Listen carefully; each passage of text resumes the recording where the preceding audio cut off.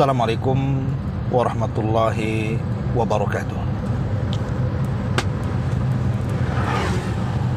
Alhamdulillah wassalatu wassalamu ala Rasulillah wa ala alihi wa sahbihi wa mawalah wa la hawla wa la quwata illa billahi wa ba'du.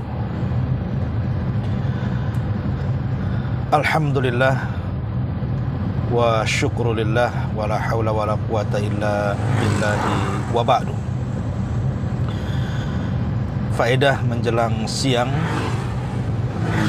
tentang sebuah pertanyaan yang sering disampaikan. Ustadz, saya sudah berusaha untuk bertobat,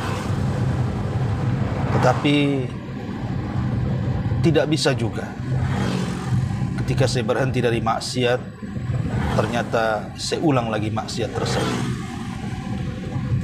Bagaimana caranya supaya kita mudah untuk bertobat kepada Allah Subhanahu wa ta'ala?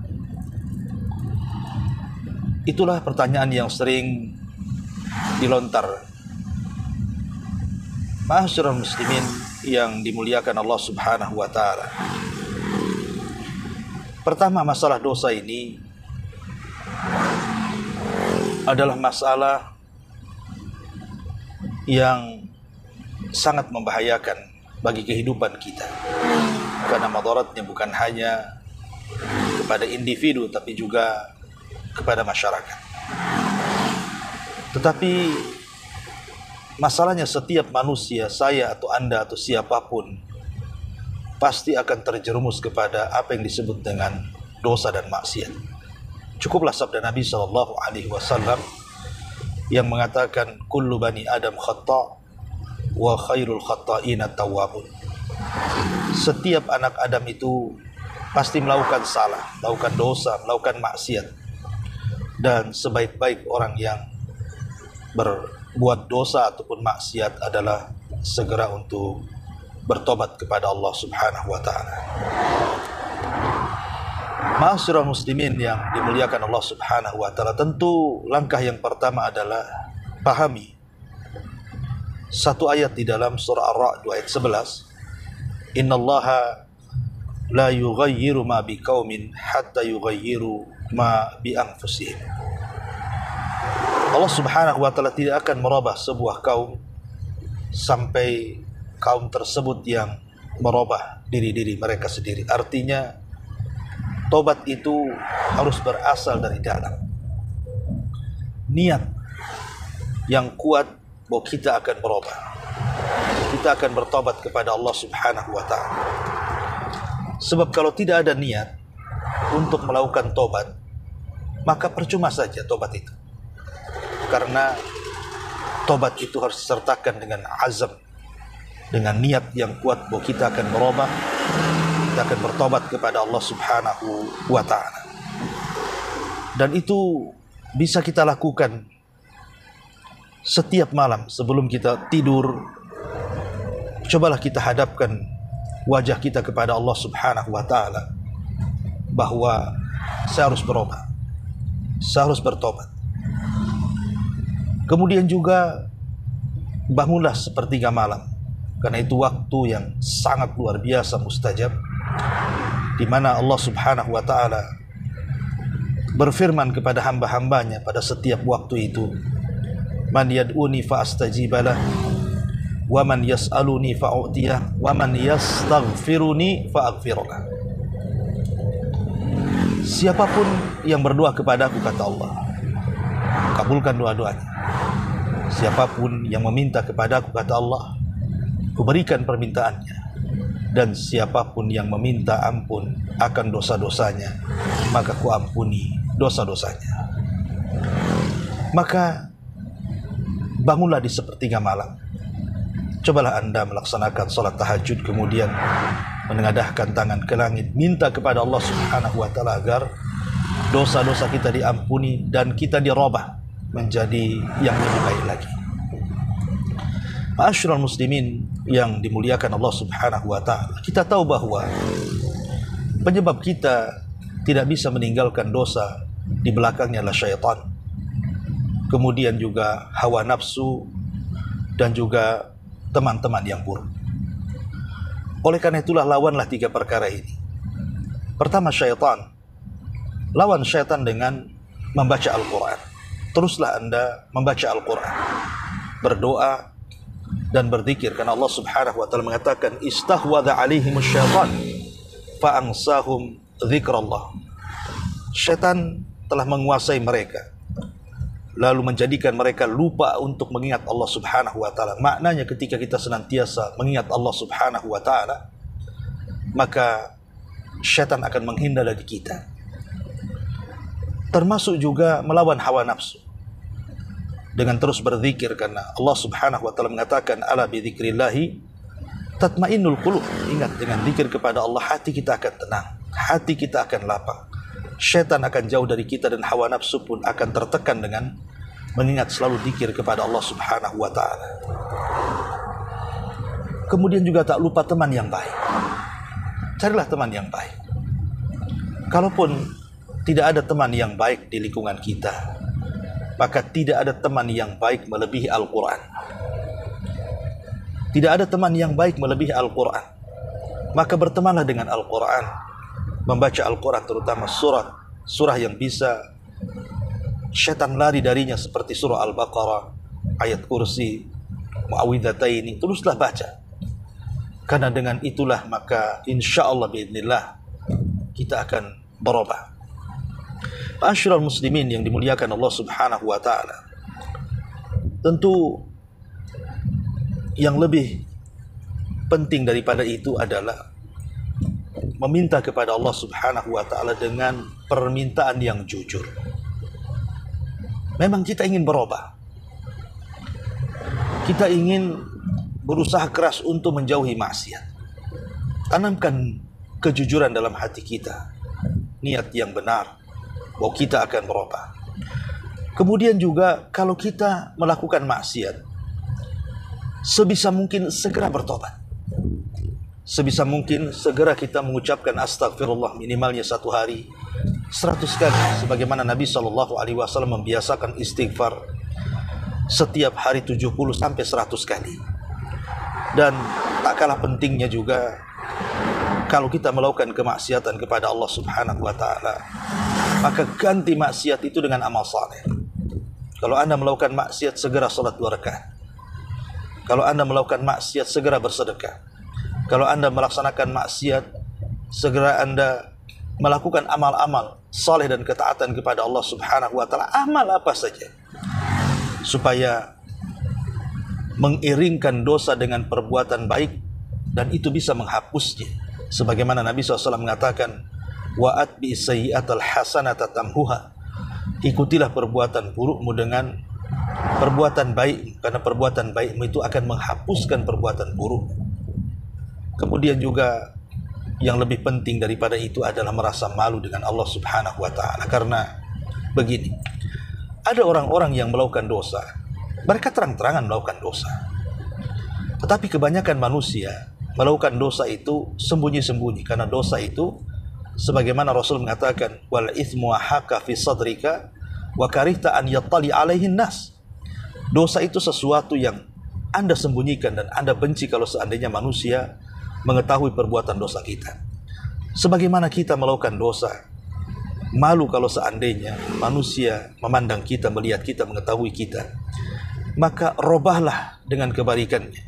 Kenapa kita tidak merasa malu dengan Allah Subhanahu wa taala yang senantiasa mengawasi kita, yang senantiasa melihat kita? Sebagaimana seorang laki-laki datang kepada Ibrahim ibn Adham rahimahullahu ta'ala mengatakan, ya Imam, apakah saya boleh melakukan dosa? Maka Ibrahim ibn Adham mengatakan, silahkan saja Anda melakukan dosa, tetapi lakukan 5 perkara. Pertama, silahkan Anda melakukan dosa, tapi jangan di bumi Allah Subhanahu wa ta'ala. Yang kedua, silahkan Anda melakukan dosa, tapi carilah tempat yang Allah tidak tahu di situ. Kemudian yang ketiga, silahkan Anda melakukan dosa, tapi jangan pernah memakan rezeki Allah Subhanahu wa ta'ala.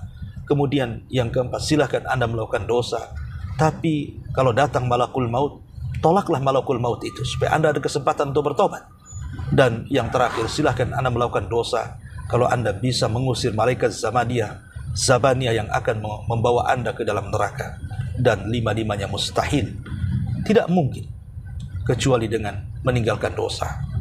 Ma'asyiral muslimin yang dimuliakan Allah Subhanahu wa taala, tentu yang terakhir, jangan pernah putus asa dari rahmat Allah Subhanahu wa taala. Karena Allah Subhanahu wa taala mengatakan, la taqnatu min rahmatillah, innallaha yaghfiru dzunuba jami'ah. Jangan putus asa dari rahmat Allah Subhanahu wa taala. Karena Allah Subhanahu wa taala mengampuni semua dosa.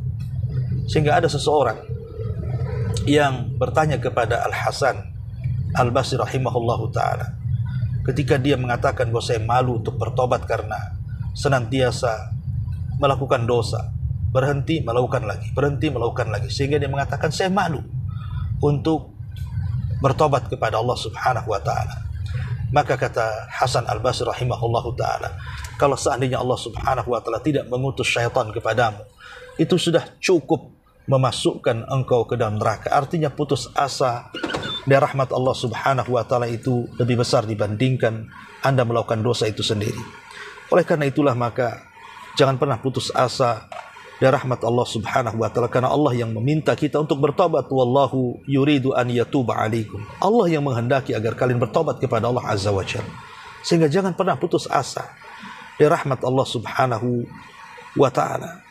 Ma'asyiral muslimin yang dimuliakan Allah Subhanahu wa taala, dari sini maka niatlah dengan niat yang benar, punya azam untuk bertobat kepada Allah, lakukan setiap Anda hendak tidur.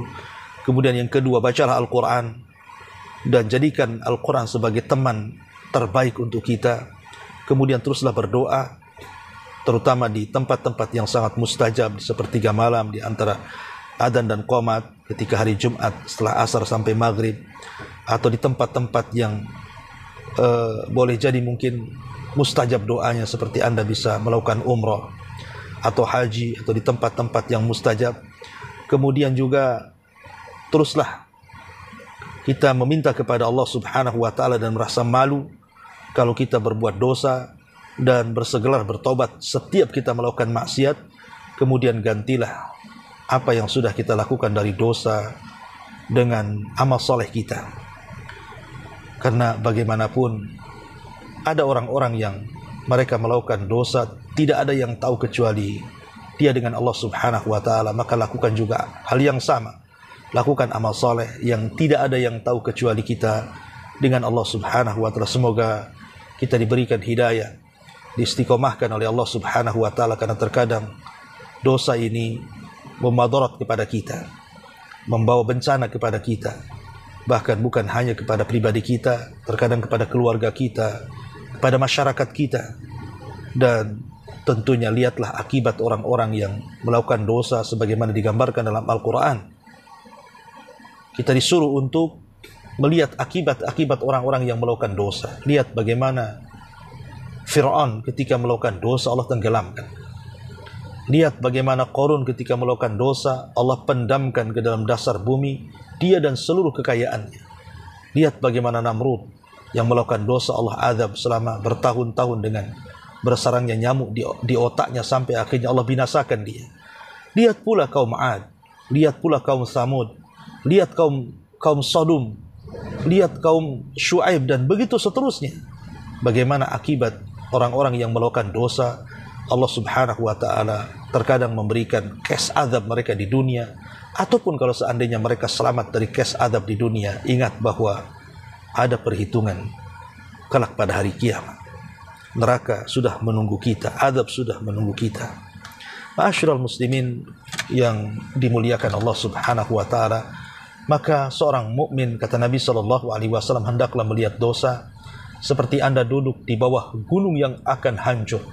Kira-kira Anda akan duduk atau akan lari? Tentu jawabannya akan lari, karena takutnya kita dari dosa. Tapi orang fasik, orang fajir, yang mereka melakukan dosa seperti mengusir lalat di batang hidung kita. Terkadang kita mengusirnya dan dia datang lagi. Itulah terkadang orang-orang fajir. Hanya niat sesaat untuk bertobat, tapi kemudian kembali lagi. Niat sesaat untuk bertobat, kemudian kembali lagi. Tapi seorang mukmin tidak demikian. Dia betul-betul berazam untuk tidak kembali kepada maksiat yang sama. Bahkan kalau bisa, dia tidak melakukan dosa seperti bayi yang baru dilahirkan, tidak ada dosa sama sekali. Itulah keinginan kita, sehingga kita datang menghadap Allah Subhanahu wa taala dengan membawa hati yang selamat. Yauma la yanfa'u malun wala banun illa man atallaha biqalbin salim. Semoga kita termasuk orang-orang yang diterima tobat kita, menghadap kepada Allah Subhanahu wa taala tanpa dosa, dan Allah Subhanahu wa taala mencintai kita, karena tidaklah Allah mencintai kita kecuali karena tobat kita kepada Allah. Bahkan Allah bangga dan senang apabila melihat hambanya yang bertobat kepada Allah Subhanahu wa taala. Semoga kita diberikan taufik untuk mudah bertobat kepada Allah Subhanahu wa taala. Subhanakallah bihamdika asyhadu an la ilaha illa anta astaghfiruka wa atubu ilaik. Allahu taala alam. Assalamualaikum warahmatullahi wabarakatuh.